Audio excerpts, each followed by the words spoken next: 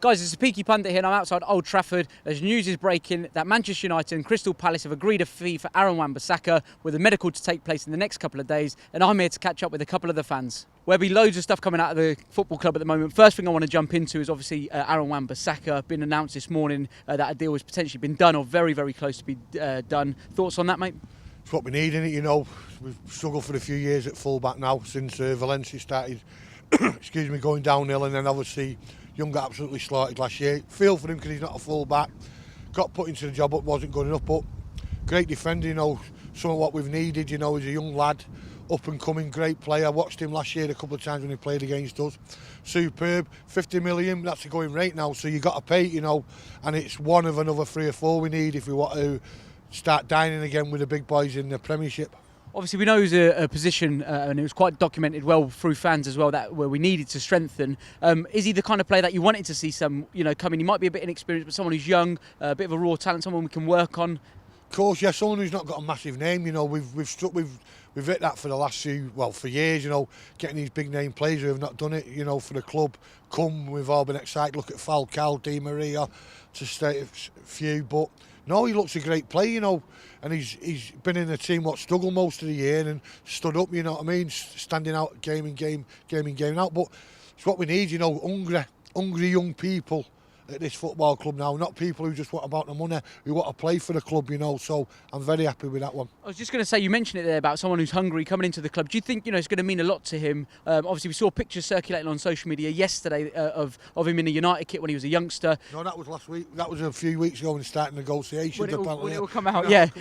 Yeah, you know, we're quite fortunate that a lot of these, I always remember, I think it was Gordon McQueen says 99% of players want to play for Man United, the other 1% are liars. Yeah. You know, it's still the biggest club in the world. I know we've gone on last year, didn't help in the years before and since Fergie left, but the biggest club in the world, you know, people would walk here from other clubs naked, yeah. You know, so just come and play for us. So the kid wants to play, you know, he's fair play, he's not putting a transfer request, which a lot of people might have done to get here. It's all worked out, so I wish him all the best in his United career. Obviously, we saw his stats as well on his defending, and we know, you know, he's very sound. If Stadler and Waldorf are centre-half next year, those will treble. You know what I mean? We'll need him to pull us out of it. No, his stats says it all, you know, best tackler, best clearances.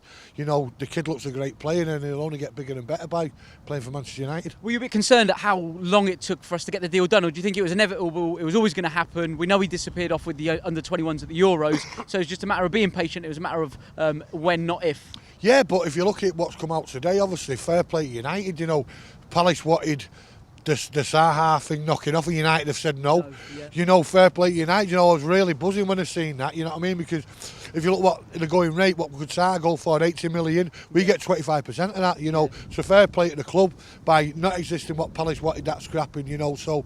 You know, obviously things drag along nowadays, it's obviously with the under-21s, with people going on holiday, but it's done now hopefully, and let's get him down here and get him on the pitch and get him playing. I'm joined by the man himself, Andy Tate. Andy, how you doing? I'm alright, mate, how are you? Good, I see you got a smile back on your face. Is that because of the announcement of the signing of Wan-Bissaka this morning?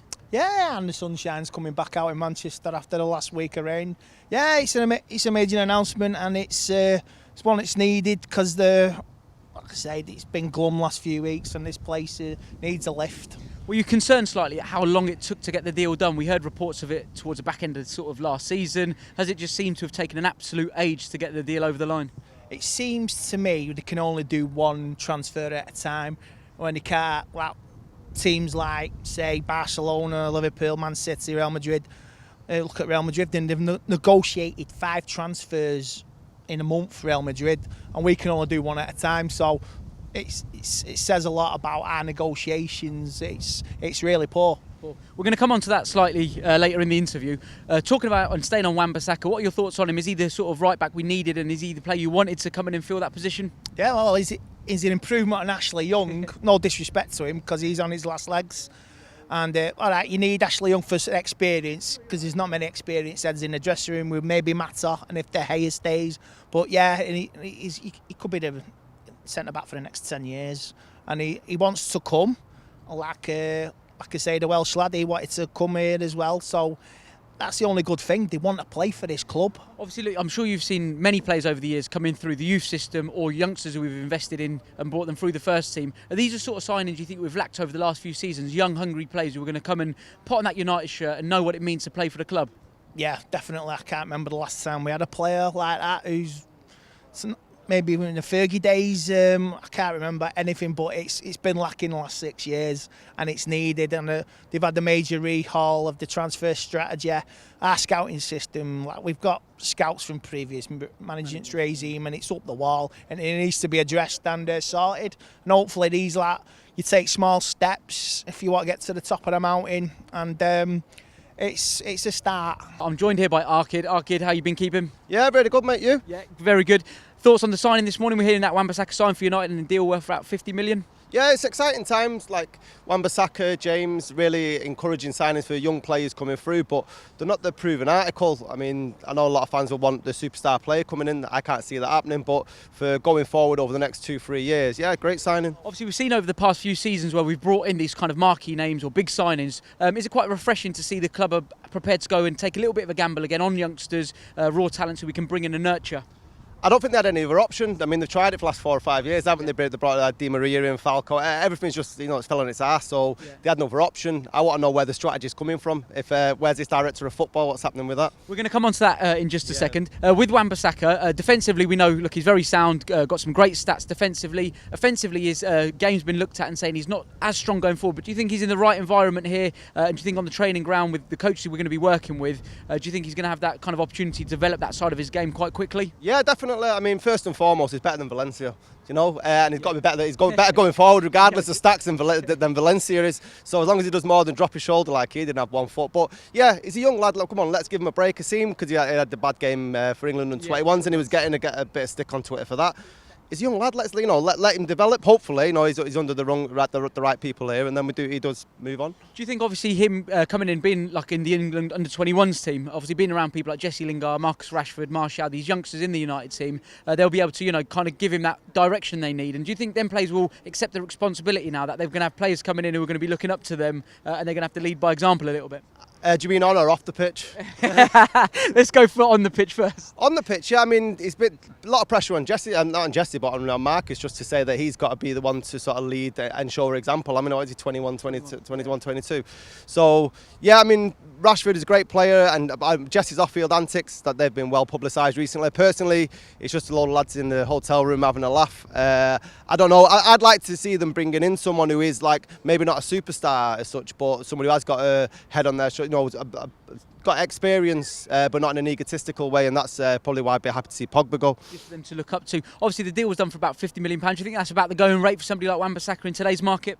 I think that's cheap. If you look at how much did Van Dijk go for, or John Stones 3 or 4 years ago to City. If you look across City's back four, they all went for 50 million, and that's 2-3 years ago when they were signing that. So one of the best right backs in the country. I think 50 million is, I know Ed Woodward wouldn't have liked spending it, but yeah, cracking. And obviously the other thing as well, look, he's young, he's a bit of an investment. If he spends 8-9 years at United and you spread that pay, that cost over that period of time, like you said, it's a bit of a good deal, to be honest. In terms of the current market. Yeah, definitely. I mean, it could go the other way if you look at Luke Shaw. At the time, Luke Shaw was considered an expensive defender, so I'm hoping he progresses a little bit better than Luke did. I'm joined by Flavio, all the way from Brazil. Flavio, welcome to Old Trafford. Thank you very much, my friend. I have been expecting very many years for this opportunity here, and I'm on the mic, so I couldn't be happier. Hearing reports that the deal for Wan-Bissaka has almost been done by the football club. How excited are you about seeing him coming in?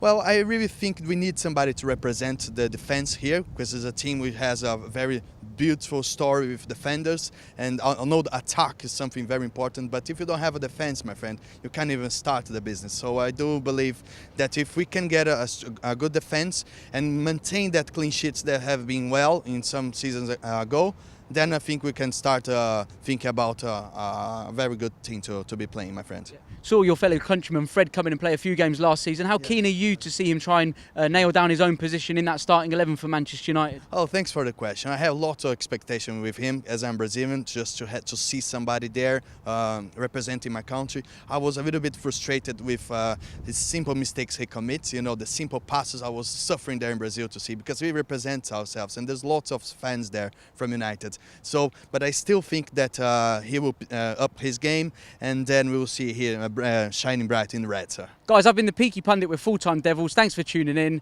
I'm going to be bringing you guys some matchday vlogs when the new season starts out, so keep a lookout for them. Don't forget to hit the subscribe and the notifications button if you haven't already. Thanks for tuning in.